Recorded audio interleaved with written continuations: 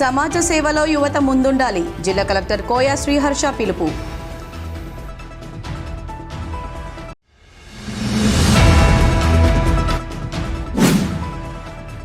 మూడవ రోజుకు చేరిన బార్ అసోసియేషన్ ఆధ్వర్యంలో చేపట్టిన న్యాయవాదుల దీక్షలు. మద్దతు ప్రకటించిన మాజీ ఎమ్మెల్యే బీఆర్ఎస్ టీబీజీకేఎస్ నాయకులు.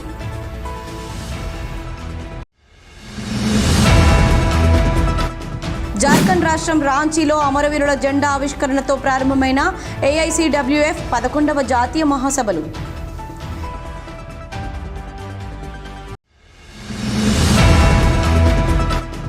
గోదావరికని రెడ్డి సంక్షేమ సంఘం ఆధ్వర్యంలో రెడ్డి భవన్లో ఉగాది వేడుకలు. రెడ్డి సంక్షేమ సంఘం అధ్యక్ష కార్యదర్శులు జగన్మోహన్ రెడ్డి, దేవేందర్ రెడ్డి వెల్లడి.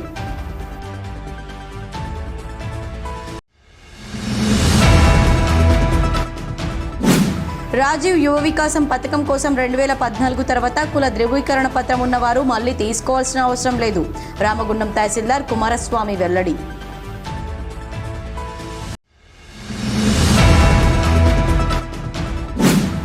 బీపవర్ వద్ద రామగుండం గుట్టపై 108 ఫీట్ల భారీ హనుమాన్ విగ్రహం ఏర్పాటుకు చకచకా జరుగుతున్న పనులు.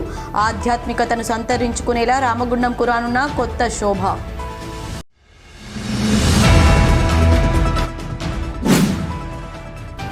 దేశవ్యాప్త సమ్మెలో భాగంగా మే 20న సింగరేణిలో ఒకరోజు టోకెన్ సమ్మెలో పాల్గొనండి.